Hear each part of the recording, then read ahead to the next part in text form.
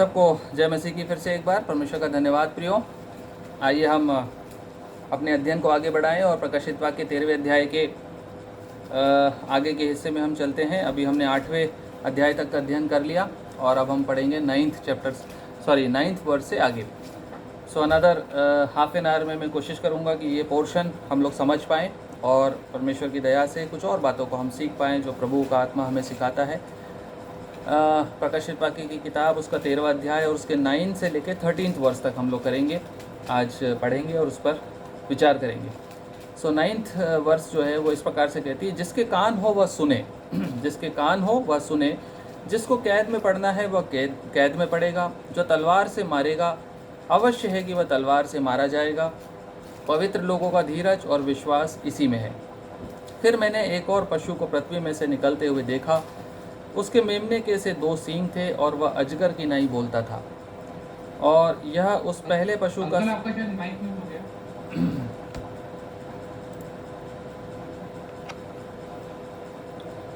Okay फिर मैंने एक और पशु को पृथ्वी में से निकलते हुए देखा, उसके मेमने के से 2 सींग थे और वह अजगर की नाई बोलता था।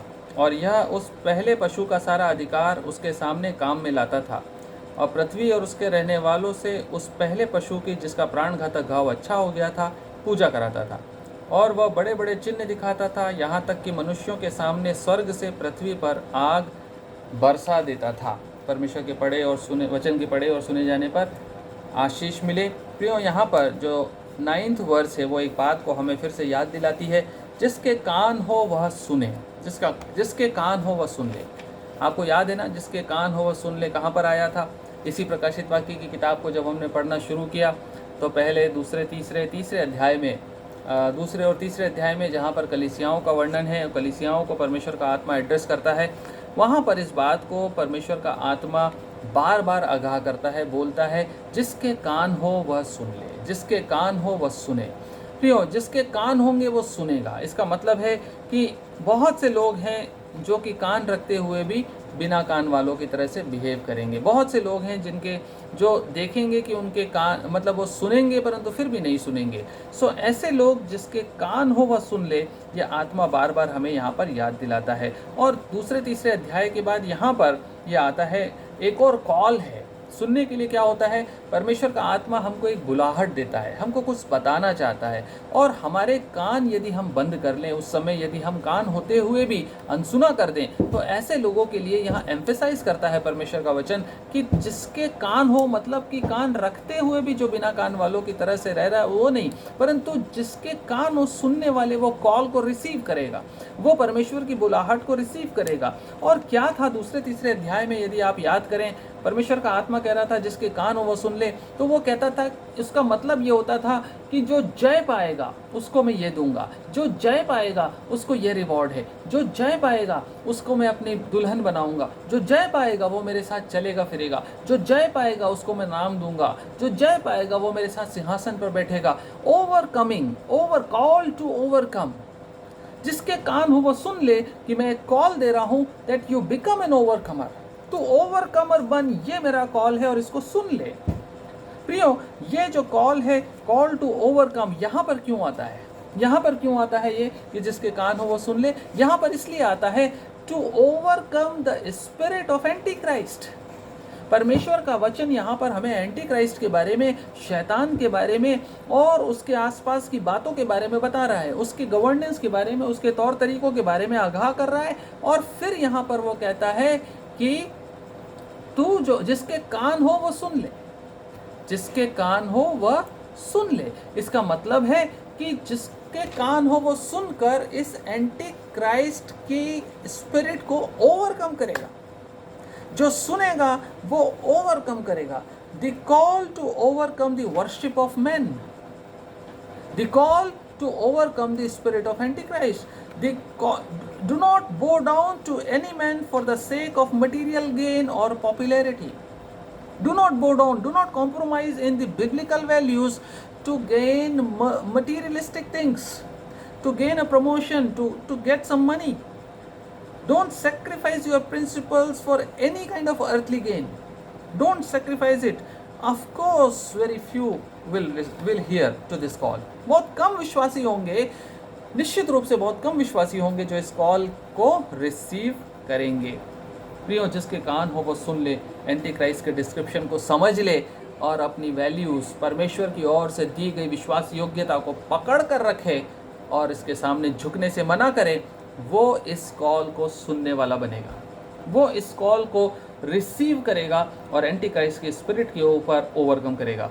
10वां वचन कहता है, जिसको कैद में पड़ना है वो कैद में पड़ेगा, जो तलवार से मारेगा अवश्य है कि वह तलवार से मारा जाएगा। प्रियो, कौन है जो तलवार से मार रहा है और तलवार से मारा भी जाएगा? ये एंटी क्राइस्ट है, जिसके भविष्य के बारे में परमेश्वर का वचन बता रहा है कि एक दिन यह कैद में डाला जाने वाला है। वह विश्वासी लोगों को कैद में डालेगा परसिक्यूशन के समय, लेकिन वह खुद कैद में डाला जाने वाला है 1000 वर्ष के लिए। परमेश्वर का वचन कहता है वह खुद, जिसने दूसरों को मारा, वो खुद एक दिन मारा जाएगा। पवित्र लोगों का धीरज और विश्वास। 10वें वचन का यह हिस्सा बहुत इंपॉर्टेंट है सीखने के लिए, मेरे और आपके लिए। पवित्र लोग हम कहलाते हैं, परमेश्वर की प्रजा और उसकी चराई की भेड़ें उसके डिसाइपल्स कहलाते हैं। हमारे लिए क्या कॉल है? हमारे लिए कॉल ये है, पवित्र लोगों का धीरज और विश्वास इसी बात में है, इसी में है। पवित्र लोगों का धीरज और विश्वास किस बात में है? जिसको कैद में पड़ना है वो कैद में पड़ेगा, और जो तलवार से मारेगा अवश्य है कि वह तलवार से मारा जाएगा। क्या ये बात आपको कंफर्ट नहीं करती? क्या ये बात आपको आशा और विश्वास में मजबूत नहीं करती कि ये एंटी क्राइस्ट 3.5 साल के बाद किस तरह से परमेश्वर के द्वारा इसका अकाउंट लिया जाएगा? परमेश्वर किस तरह से इसके साथ वही ट्रीटमेंट करेगा जो ये इसने पवित्र लोगों के साथ किया? परसिक्यूशन के करते समय जिस प्रकार की निर्दयता शैतान ने दिखाई थी, उससे भी बढ़कर परमेश्वर इसके साथ दिखाने जा रहा है। परमेश्वर इसके भविष्य में इसके लिए कितने बड़े बड़े श्रापों को नियुक्त करके रखा है। क्या हमें इस बात पे विश्वास और धीरज रखते हुए आगे नहीं बढ़ना चाहिए? प्रियो, हम विश्वास करें कि परमेश्वर सोवरेन गॉड है, परमेश्वर सर्व सामर्थी है। इसीलिए वहाँ वचन कहता है कि इसको दिया गया, इसको दिया गया। जिसको दिया गया उसके सामने ना झुकें, परंतु जो देने वाला है उसके सामने झुकें। परमेश्वर का वचन कहता है, हम यदि परमेश्वर के विश्वास और धीरज में बने रहते हैं तो छोटे छोटे एंटी क्राइस्ट हमारे सामने रोज खड़े होते हैं। और आज भी यदि मेरे ऑफिस में मेरा बॉस मुझे कुछ गंदा कह देता, बुरा भला कह देता, बॉस को छोड़िए, वो तो दूसरे परिवार का है, दूसरे घर, मेरे परिवार के लोग, मेरी कलीसिया के लोग जो मेरे मसीह भाईचारे की प्रीति में रहते हैं, जिनके साथ मैं होली कम्युनियन जैसी विधि में भी पार्टिसिपेट करता हूँ, यदि ऐसे लोग मेरी निंदा कर देते हैं, यदि ऐसे लोग मेरे साथ बुरा बर्ताव कर देते हैं, मेरा रिएक्शन क्या होना चाहिए? मेरा विश्वास और धीरज किस बात में है? मेरे अपमान का बदला मैं राइट देन एंड देयर करना चाहता हूँ। मेरे साथ जो बुरा हुआ मैं चाहता हूँ, यदि मेरे अंदर स्पिरिट ऑफ एंटी क्राइस्ट है तो मैं चाहता हूँ कि वहीं के वहीं सामने वाले को बदला मिल जाए। मैं चाहता हूँ कि जो लोग मुझे नीचे दिखाना चाह रहे हैं वो नीचे दिखाए जाएं तुरंत। ये मैं चाहता हूँ कि जिसने मुझे गाली दी उसको भी कोई गाली दे, या मैं खुद गाली दे दूँ। ये मेरी स्पिरिट यदि है तो मेरा विश्वास और धीरज कुछ नहीं है। मैं अपने केस को न्यायी के हाथ में नहीं सौंप रहा। परमेश्वर का वचन कहता है कि पवित्र लोगों का धीरज और विश्वास इसी बात में है कि जो कैद में जो पड़ना है वो पड़ेगा, और जो तलवार से मार रहा है इस समय, वो एक दिन खुद तलवार से मारा जाएगा। ये मेरा विश्वास होना चाहिए। मैं अपने कॉज को लेकर परमेश्वर के सामने सबमिट करूं, प्रभु मैं बदला नहीं लेना चाहता, कड़वी बात के बदले में मैं कड़वी बात नहीं बोलूंगा, बुरे बर्ताव के बदले में मैं बुरा बर्ताव नहीं करूंगा। मेरा अपमान होता है तो होने दीजिए, मैं अपने मुद्दे को आपके सामने रखता हूँ। मेरे साथ अगर बुरा मुझे यदि झूठे मुकदमे में फंसाया जाता है, मैं किसी के ऊपर आरोप नहीं लगाऊंगा, क्योंकि इसका हिसाब करने वाला तू है। मेरा विश्वास और धीरज इसी बात में है। मेरा धीरज और विश्वास इसी बात में है। मैं आज अपने खिलाफ किए गए अपराधों का हिसाब नहीं करना चाहता, तेरे हाथ में छोड़ता हूँ। ये छोटे छोटे एंटी क्राइस्ट हमारे लिए ट्रेनिंग ग्राउंड हैं। हेलो, आज मेरे घर में मेरे साथ जो बुरा करते हैं, मेरे चर्च में मेरे साथ, मेरे ऑफिस में, मेरे आस पड़ोस में यदि मेरे साथ कोई बुरा बर्ताव हो रहा है तो ये ट्रेनिंग स्कूल है मेरा। आप समझ लीजिए इस बात को। जब एंटी क्राइस्ट आएगा तो आप इस ट्रेनिंग से निकलकर इतने मजबूत बने होंगे कि वो आपके साथ जो भी बुरा करेगा करने दीजिएगा, उसके खिलाफ आप कभी कुछ बुरा नहीं कहेंगे, क्योंकि उसका हिसाब परमेश्वर करेगा, उसको कैद में परमेश्वर डालेगा। न्याय के हाथ में हम मुद्दों को छोड़ते हैं। प्रियो, यीशु मसीह ने इस बात को पहले भी कहा था मत्ती 26वें अध्याय में। यदि आपको याद हो, मत्ती 26वें अध्याय में तलवार से कान काट दिया एक चेले ने जो यीशु मसीह को पकड़ने आए थे। 26वां अध्याय 52वां 52nd वर्स, यीशु मसीह ने उसको क्या जवाब दिया था, याद है आपको? उसने कहा था कि तू तलवार मत निकाल, क्योंकि जो तलवार से मारता है वो भी तलवार से मारा जाएगा। याद है? ये एंटी क्राइस्ट की स्पिरिट है जिसको यीशु मसीह ने रिब्यूक किया था, लताड़ा था, डांटा था। आज भी वो मेरे अंदर की इस स्पिरिट को डांटना चाहता है। तलवार से मारने वालों के खिलाफ तलवार मत उठाइएगा। यह दुनिया का प्रिंसिपल है, क्योंकि परमेश्वर के पवित्र लोगों का विश्वास और धीरज इसी बात में है कि वो जो जिसको कैद में पड़ना है वो पड़ेगा, जो तलवार से मारता है वो स्वयं तलवार से मारा जाएगा। परमेश्वर उसको मारे, ज़्यादा अच्छा है, हम उसको मार नहीं सकते। 52nd वर्ष कहता है, तब यीशु ने उससे कहा अपनी तलवार म्यान में रख ले, क्योंकि जो तलवार चलाते हैं वे सब तलवार से ही नष्ट किए जाएंगे। तलवार से ही नष्ट। इफिसियों की पत्री में कहता है हमारा युद्ध जो है मलयुद्ध मांस और लहू का नहीं है। ये ट्रेनिंग ग्राउंड को आज इस्तेमाल करिए, आपके खिलाफ बुरा बोलने वालों को इस्तेमाल करिए। ये टेस्टिंग होने दीजिए, टेम्पटेशन में पड़ने दीजिए अपने आप को, और उस प्रतिज्ञा के वारिस होइए जो परमेश्वर ने आपकी और मेरे लिए रखी है। इब्रानियों 6:12 में बहुत अच्छी बात लिखी हुई है, हम सीखेंगे आज जल्दी से। इब्रानियों 6वां अध्याय और 12वां वचन कहता है, विश्वास और धीरज के द्वारा जो परमेश्वर की प्रतिज्ञाओं के वारिस होने वाले हैं उनका अनुकरण करो। इस तरह से लिखा है इब्रानियों 6वां अध्याय 12 वचन, किनका अनुकरण करो? जो परमेश्वर की प्रतिज्ञाओं के वारिस होने वाले हैं, विश्वास और धीरज में इनका अनुकरण हमको करना है। इब्रानियों की किताब पत्री उसका 6वां अध्याय 12 वचन, ताकि तुम आलसी ना हो जाओ, वरन उनका अनुकरण करो जो विश्वास और धीरज के द्वारा प्रतिज्ञाओं के वारिस। इन दो बातों पे ध्यान दीजिएगा, विश्वास और धीरज। अभी हमने पढ़ा प्रकाशित वाक्य में, विश्वास और धीरज पवित्र लोगों का इसी में है कि वो अपने मुद्दों का बदला तुरंत ना मांगे, परंतु यहाँ पर 6:12 में इब्रानियों में लिखता है कि प्रतिज्ञाओं के वारिस होने वाले हैं उनका अनुकरण करें। प्रियो, लूका 21वें अध्याय में ऐसा लिखा हुआ है कि लोग हमसे बैर रखेंगे, लोग हमसे नफरत रखेंगे। लूका 21वां अध्याय 17वां वचन कहता है, लूका 21st चैप्टर और 17th वर्स बताता है कि लोग हमसे बैर रखेंगे और हमको धोखा देंगे। लोग हमसे बैर रखेंगे और धोखा देंगे। 21 का 17 लिखा है, मेरे नाम के कारण सब लोग तुमसे बैर करेंगे, परंतु तुम्हारे सिर का एक बाल भी बांका न होगा। 19वां वचन बहुत अच्छी टीचिंग है, जो प्रकाशित वाक्य 13 में है वही टीचिंग है।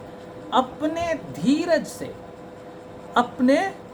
धीरज से तुम अपने प्राणों को बचाए रखोगे। पवित्र लोगों का विश्वास और धीरज, इसी बात में धीरज और विश्वास के बारे में समझ लीजिए आप। पवित्र लोग जो हैं अपने आप को जो बचा सकते हैं वो धीरज से बचा सकते हैं।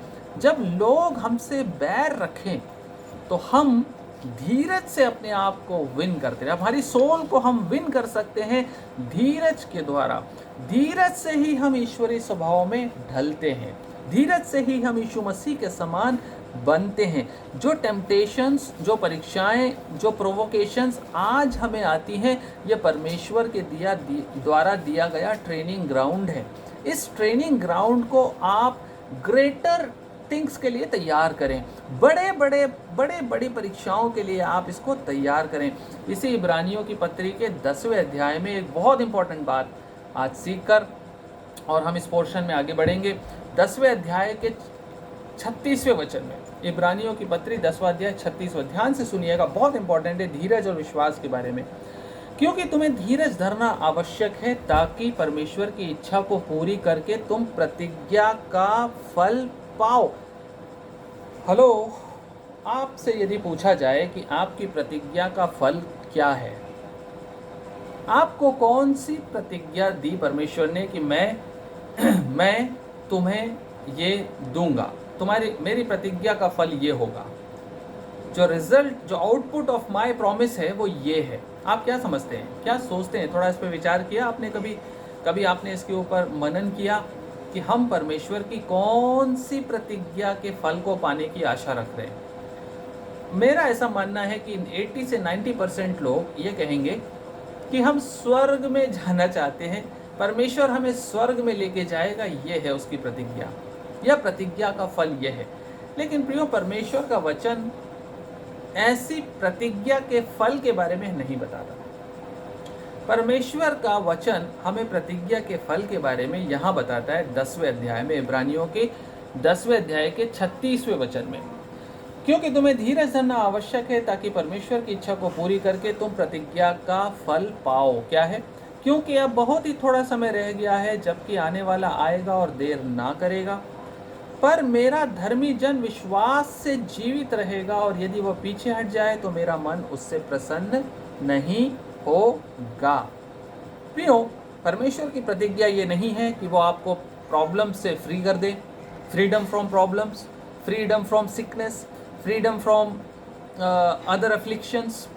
परमेश्वर की प्रतिज्ञा ये भी नहीं है कि वो आपको हेल्थ दे, बहुत अच्छी वेल्थ दे, आपको बहुत अच्छा वर्ल्डली ऑनर दिलवाए, दुनिया में बहुत कुछ पैसा आपको मिल जाए। परमेश्वर की प्रतिज्ञा ये भी नहीं है। हम ऐसा सोचते हैं कि स्वर्ग में जाना परमेश्वर की प्रतिज्ञा का फल होगा, लेकिन परमेश्वर की प्रतिज्ञा का फल जो है वो है यीशु मसीह के समान नेचर में बदल जाना। हेलो, आप समझ पा रहे हैं कि नहीं? परमेश्वर के पुत्र यीशु मसीह के स्वभाव में बदल जाना, यीशु मसीह के समान बन जाना परमेश्वर की प्रतिज्ञा का फल है। और यह सुप्रीम टारगेट होना चाहिए हर एक विश्वासी का कि वो यीशु मसीह के स्वभाव में पूरी तरह से बदल जाए। ये परमेश्वर ने प्रतिज्ञा भी की है आपसे कि मैं तुम्हें यीशु मसीह के समान बनाकर रख दूंगा यदि तुम मेरी आज्ञाओं को मानोगे। परमेश्वर की प्रतिज्ञा का फल है ईश्वरीय स्वभाव का संभागी हो जाना, part takers of the divine nature of God. परमेश्वर के स्वभाव में तब्दील हो जाना, ये प्रतिज्ञा परमेश्वर ने की है। और इसको कंफर्म करता है दूसरे पत्रस की पत्री में, पत्रस की दूसरी पत्री के पहले अध्याय के 4 वचन में इसको कंफर्म करता है। वो पवित्र लोगों का विश्वास और धीरज इसी में है कि वो यीशु मसीह के स्वभाव में परिवर्तित हो जाए। ये प्रतिज्ञाओं का फल है सबसे बड़ा। ये फल स्वर्ग में होने से कहीं बड़ा है। आप समझ पा रहे हैं? स्वर्ग में हो जाना, स्वर्ग में पहुंच जाने से भी कहीं उत्तम और कहीं बड़ा फल है यीशु मसीह के समान स्वभाव में बन जाना। ये आपको कोई नहीं दे सकता। स्वर्ग में जाने से भी बड़ा फल है ये। दूसरा पत्रस पहला अध्याय 4 वचन कहता है, जिनके द्वारा उसने हमें बहुमूल्य और बहुत ही बड़ी प्रतिज्ञाएं दी हैं, ताकि इनके द्वारा तुम उस सड़ाहट से छूटकर जो संसार में बुरी अभिलाषाओं से होती है, ईश्वरीय स्वभाव के संभागी हो जाओ। ये प्रतिज्ञाएं उसने हमें इसलिए दी हैं ताकि हम ईश्वरीय स्वभाव के संभागी हो जाएं। कैसे होंगे ईश्वरीय स्वभाव के संभागी? We have to take up the cross every day. Take your cross every day. Die to yourself. स्वयं के लिए मरते जाना, प्रतिदिन का क्रूस उठाना, अपने मुंह को परमेश्वर के वश में रखना, शैतान के वश में नहीं देना, नम्रता के साथ जीवन बिताना, ये भी बिगिनिंग है हमारे उसके स्वभाव में ढलने की, बिगिनिंग मात्र है। और आगे अभी हमने पढ़ा इब्रानियों 10वें अध्याय में, क्या पढ़ा? यदि मेरा विश्वासी जन इससे पीछे हट जाए, मतलब देयर आर चांसेस। इसका मतलब है कि चांसेस पूरे हैं कि हम इस प्रकार की बात से पीछे हट सकते हैं। हम इस प्रकार की शुरुआत करके भी पीछे हट सकते हैं। और परमेश्वर का वचन कहता है इब्रानियों 10वां अध्याय 37-38 में कहता है, जो मेरा धर्मी जन जो विश्वास से जीवित रहेगा और जो अंत तक पीछे नहीं हटेगा, परमेश्वर उससे प्रसन्न होगा। जो अंत तक पीछे नहीं होगा। We still need patience and we need not shrink back. हमको पीछे नहीं हटना है।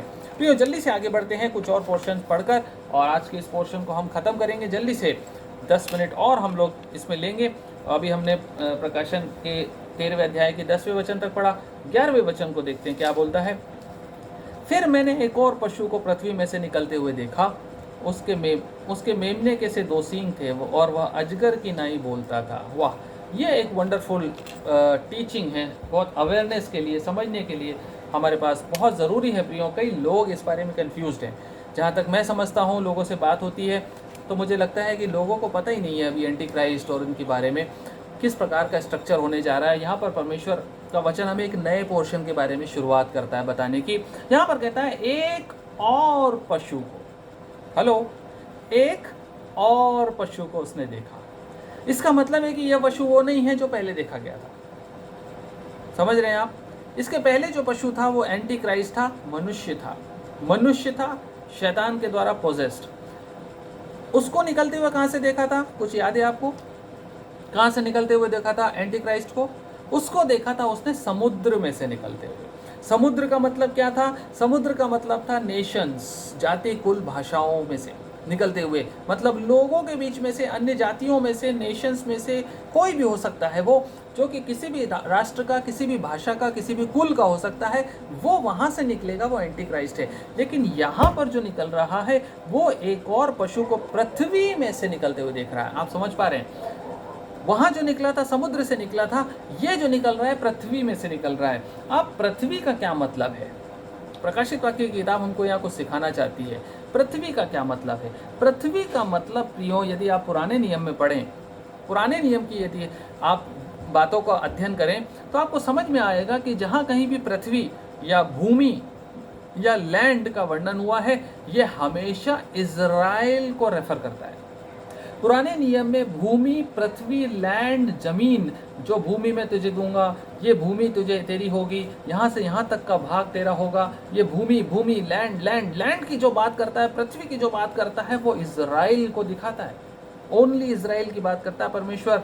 और जहाँ कहीं समुद्र की बात करता है वहाँ नेशंस को दिखाता है, दूसरे नेशंस को दिखाता है, अन्य जातियों को दिखाता है। यदि इसी प्रिंसिपल को माना जाए तो इसका मतलब है कि ये दूसरा पशु कहाँ से निकलेगा? ये दूसरा पशु इज़राइल में से निकलेगा। ये दूसरा पशु इज़राइलियों के बीच में से निकलेगा। इसका मतलब है कि ये दूसरा पशु यहूदी होगा। एंटी क्राइस्ट अन्य जातियों में से निकलेगा, लेकिन ये दूसरा पशु यहूदियों में से निकलेगा, इज़राइल में से निकलेगा। और बड़ी अच्छी खूबी यहाँ पर उसकी बताता है, उसके मेमने के से 2 सींग थे और वह अजगर की नाई बोलता था। कितना बढ़िया कॉम्बिनेशन है। कोई ऐसा पशु आपने देखा है जिसका मेमने कैसा स्वरूप हो, सींग विंग लगे हो, मेमने जैसा दिखता हो, लेकिन जब बोलता हो तो अजगर के समान बोलता हो? ये पशु जो है एक स्ट्रेंज कॉम्बिनेशन है ये पशु। और ये जो पशु है ये मेमने के समान सींग रखता है। इसका मतलब आप समझ पा रहे क्या है? इसका मतलब ये है कि ये मेमने के समान दिखने वाला पशु एक रिलीजियस पर्सन होगा। Praise God. आप समझ पा रहे हैं कि नहीं? मेमने के से सींग रखने वाला ये पशु, बीस्ट, एक धार्मिक नेता, अगवा हो सकता है। मेमना जो है इज़राइलियों के बीच में भी ये प्रचलित है। ये मालूम है सबको कि मेमना जो है वो यीशु मसीह को दिखाता है। मेमना जो है वो क्राइस्ट का सिंबल है, क्राइस्ट का प्रतीक है। और मेमने का सा दिखने वाला ये पशु जो चोला ओढ़कर आएगा, ये चोला धार्मिक होगा, यहूदियों के बीच में से निकलेगा। इसका मतलब है ये बताएगा इस प्रकार से कि ये यीशु मसीह की गवाही देने के लिए खड़ा हुआ है। लेकिन जब ये बोलेगा, जब ये बोलना शुरू करेगा तो पता चलेगा कि ये तो शैतान है। क्योंकि जब ये बोलेगा तो अजगर के समान बोलेगा, लेकिन ये जो दिखेगा ये मेमने के समान दिखेगा। इसका मतलब है कि जो अजगर था, अजगर ने अपना अधिकार एंटी क्राइस्ट को दिया। अभी हमने पहले पढ़ा, एंटी क्राइस्ट को दिया, पहले पशु को दिया। एंटी क्राइस्ट जो है वो एक पॉलिटिकल फिगर होगा। ध्यान से सुनिएगा, बहुत इंपॉर्टेंट लर्निंग है। एंटी क्राइस्ट जो है वो एक पॉलिटिकल फिगर होगा, क्योंकि वो सींग और सिर और राजाओं के बीच में से निकलेगा और वो रूलरशिप रोल में रहेगा, यानी कि पावरफुल पॉलिटिकल लीडर होगा एंटी क्राइस्ट। ये जो दूसरा पशु है ये एक रिलीजियस एंटिटी होगा, एक धार्मिक नेता के समान होगा, लेकिन ये भी अजगर के समान बोलेगा। इसका मतलब है कि ये दोनों पशु मिल करके पॉलिटिकल और रिलीजियस लीडरशिप का एक वंडरफुल कॉम्बिनेशन होने जा रहे हैं। आप समझ रहे हैं? पहला पशु एंटी क्राइस्ट जो कि पॉलिटिकल लीडर होगा, जिसका राज्य होगा बाकायदा, और वो सबको चूर चूर और पीसने का काम करेगा, विश्वासियों के ऊपर विजय पाएगा और उनको अपने वश में कर लेगा, उसको अधिकार दिया जाएगा। इसी बीच में एक रिलीजियस पशु खड़ा होगा जो कि यहूदियों के बीच में से खड़ा होगा।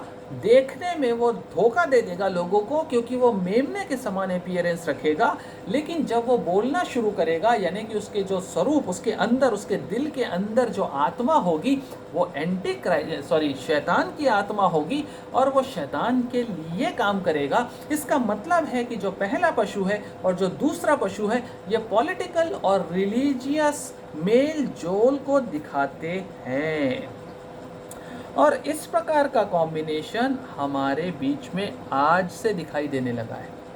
हमारे जो रिलीजियस लीडर्स हैं वो पॉलिटिकल लोगों के साथ गठबंधन करना शुरू कर चुके हैं, चाहे बड़े बड़े मिशनरी हों, चाहे बिशप्स हों, चाहे ऑर्गेनाइजेशनल हेड्स हों, चाहे पोप हो, चाहे कोई और नेता हो। वो मंत्रियों और संतरियों के साथ में उठना बैठना करके एक इस प्रकार का गठबंधन करने की कोशिश कर रहे हैं, जिसमें कि धर्म के सहारे पॉलिटिकल लीडरशिप को स्ट्रांग बनाया जा सके।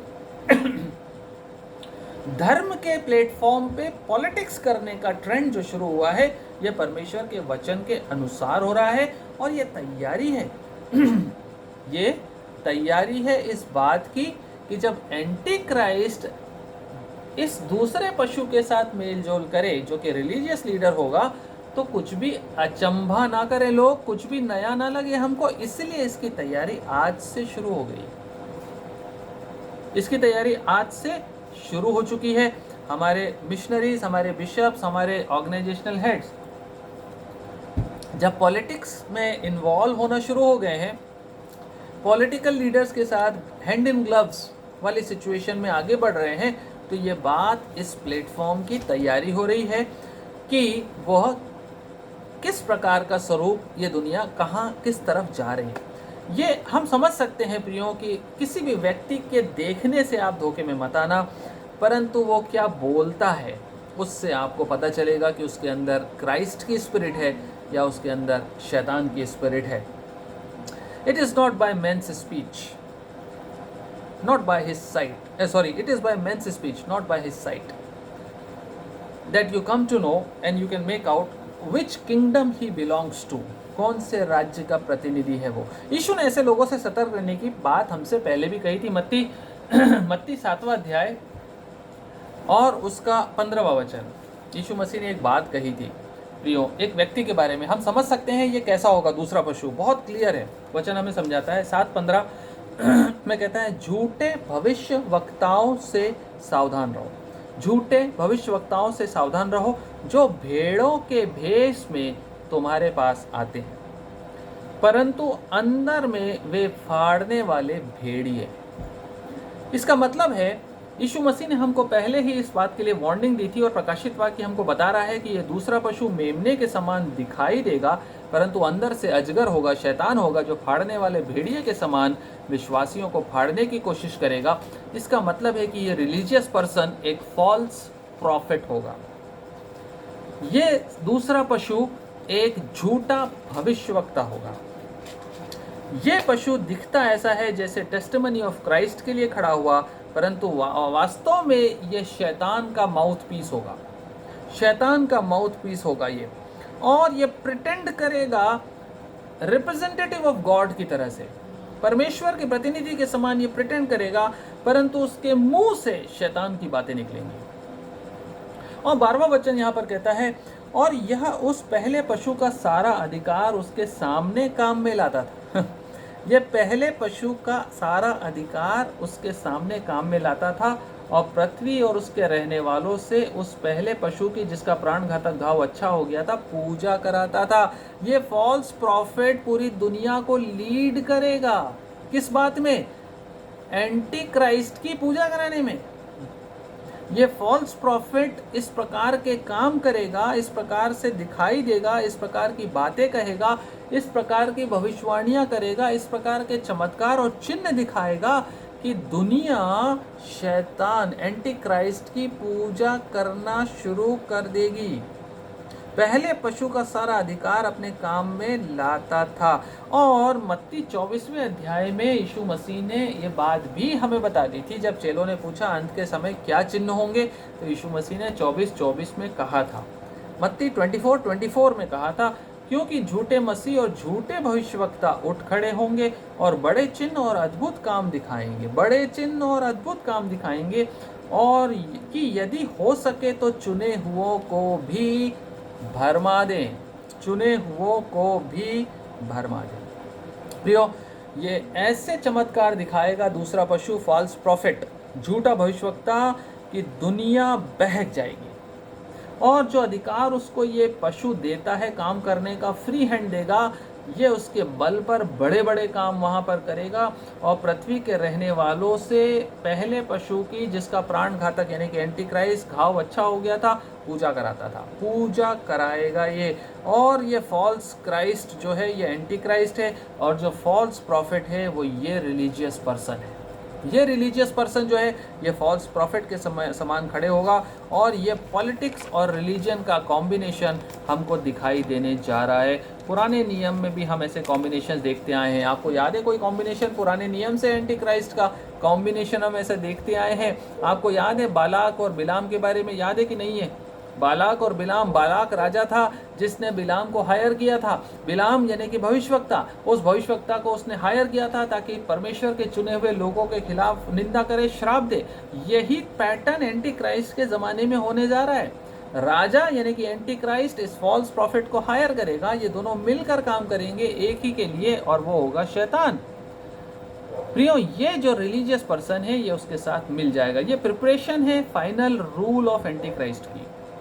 ये बालाक और बिलाम में जो हम देखते हैं उसी प्रकार का कॉम्बिनेशन हमको यहाँ पर दिखाई दे। यहाँ पर एक बहुत अच्छी चीज़ आपको, यदि डिज़र्न कर पा रहे हैं आपकी नहीं, लेकिन मैं आपको बताता हूँ, शायद आप समझ जाएंगे। परमेश्वर त्रिएक परमेश्वर है। आप जानते हैं ना परमेश्वर क्या है?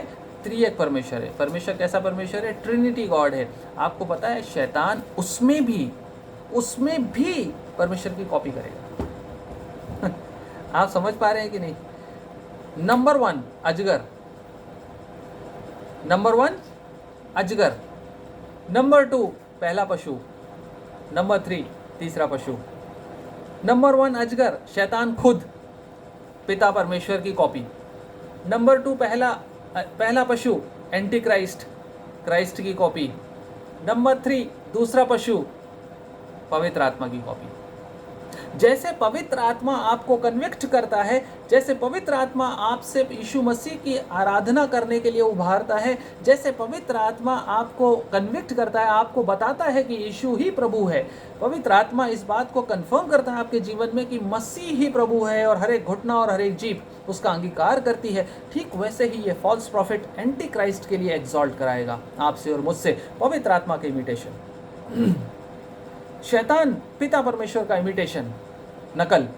एंटी क्राइस्ट, क्राइस्ट की नकल 3.5 साल तक काम करेगा, यीशु मसीह की पब्लिक मिनिस्ट्री के समान 3.5 साल।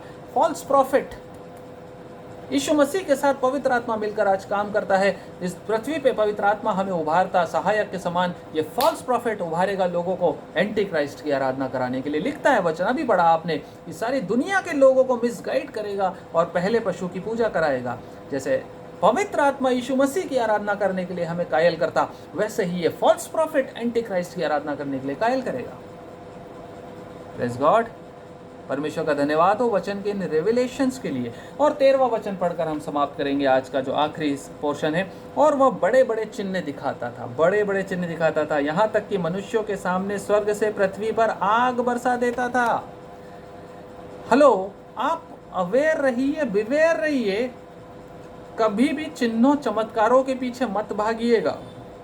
कुछ ऐसे लोग हैं जो यीशु मसीह के नाम से चिन्ह दिखाएंगे, परंतु फिर भी परमेश्वर की आत्मा उनमें नहीं होगी। परमेश्वर जब यीशु मसीह को भेजेगा दूसरी कमिंग में, सेकंड कमिंग में यीशु मसीह आएगा, वो देखेगा, लोगों को इकट्ठा करेगा, लोग उसके सामने आकर कहेंगे हमने तेरे नाम से दुष्ट आत्माओं को निकाला। यीशु मसीह कहेगा दुष्ट और निकम्मे दास, मेरे सामने से दूर हो जा, मैं तुझे नहीं जानता। इन लोगों की बात यहाँ कर रहा है। ऐसे झूठे भविष्यवक्ता खड़े होंगे जो बड़े बड़े चिन्ह दिखाएंगे और आपको भरमा देंगे। चिन्ह और चमत्कार परमेश्वर की एग्जिस्टेंस की गारंटी नहीं होते हैं। ये चमत्कार परमेश्वर का सर्टिफिकेट नहीं है कि परमेश्वर ही उनके अंदर से काम कर रहा है, क्योंकि शैतान को भी ये अधिकार है कि वो चमत्कार दिखाए, चिन्ह दिखाए और मुझको और आपको बहका दे। यहाँ पर कहता है कि ऐसे बड़े बड़े चिन्ह दिखाएगा, इतना अधिकार उसको मिल जाएगा कि वो स्वर्ग से आग गिरा देगा। आग गिराने भी कोई प्रूफ नहीं है कि ये परमेश्वर है। ये इस बात से सतर्क रहिएगा। यदि कोई जादूगर, कोई भविष्यवक्ता आपके सामने आकाश से आग गिरा दे नीचे, तो भी वो परमेश्वर है कि नहीं, इस बात को परखने की आत्मा अपने अंदर बनाए रखिएगा। आग गिरा देने का मतलब वो परमेश्वर की ओर से ही, ऐसा नहीं है। पुराना नियम हमको बताता है, अय्यूब की पत्री, अय्यूब की किताब, अय्यूब की किताब में यदि आप पढ़ें तो अय्यूब की संपत्ति के ऊपर जो आग गिरी थी, पहला अध्याय 16वां वचन, ये आग शैतान ने गिराई थी। ये आग परमेश्वर ने नहीं गिराई थी। परमेश्वर ने उसको अलाउ किया था कि तू चाहे जो चाहे कर लेना, परंतु उसके शरीर को हाथ ना लगाना, मतलब उसको मार नहीं सकता, उसको मारने का अधिकार तुझे नहीं है। अय्यूब की संपत्ति पे शैतान ने आग गिराई थी। पहली बार नहीं हो रहा है। एंटी क्राइस्ट के ज़माने में ये फॉल्स प्रॉफिट पहली बार नहीं करेगा, ये पहले भी हो चुका है। प्रियो, ये आग का गिराया जाना, बड़े बड़े चमत्कारों का दिखाया जाना, इस बात का सबूत नहीं है कि ये परमेश्वर की ओर से ही है। इसलिए बड़े बड़े विश्वासी बहक जाएंगे जो इस प्रकाशन का अध्ययन नहीं करते, जो इस प्रकाशित वाक्य के, इस परमेश्वर के वचन को अच्छे से जड़ पकड़ के अपने जीवन में पकड़ के नहीं रखते, वो निश्चित रूप से बहक जाएंगे। आज आप पूछ लीजिए 10 विश्वासियों से 8 विश्वासी इस बात को मान लेंगे कि हाँ, यदि आग गिर रही है तो परमेश्वर की ओर से ही होगी। लेकिन परमेश्वर का वचन कहता है ये झूठा भविष्यवक्ता आग गिराएगा और हजारों लोगों को बहका देगा। लेकिन वचन हमें वार्न करता है कि सतर्क रहना, ये फॉल्स प्रॉफिट है। ये दूसरा पशु है जो यहूदियों में से, पृथ्वी में से निकला है। इस पशु से मैं तुमको सतर्क करता हूँ। ये पशु तुम्हें बहकाने ना पाए, क्योंकि ऐसी कोई आराधना परमेश्वर की ओर से नहीं होने वाली। परमेश्वर कभी भी किसी मनुष्य से मनुष्य की आराधना नहीं कराता। एंटी क्राइस्ट एक मनुष्य होगा और उस मनुष्य की आराधना जो करने के लिए प्रेरित करेगा, वो परमेश्वर की ओर से नहीं होगा, चाहे कितना भी बड़ा चमत्कार दिखा दे, कितने भी बड़े चिन्ह दिखा दे। सतर्क रहिएगा इस बात से। परमेश्वर अपने वचनों के ऊपर आशीष दे। आज हमने 13वें वचन तक पढ़ा प्रियो। इन वचनों के द्वारा हम एंटी क्राइस्ट की युक्तियों को जान पाए हैं, उसके तरीकों को, उसके तौर तरीकों को हम समझ पाए हैं कुछ हद तक, और हम उसको समझ पाए हैं कि आने वाले दिनों में, और ये आने वाले अंत के दिन जो हैं अभी चल रहे हैं, और जो अंत के दिन होंगे एकदम से कुछ नया नहीं बदलाव हो जाएगा। इन्हीं ट्रेंड्स में ये प्रोग्रेस कर रहा है।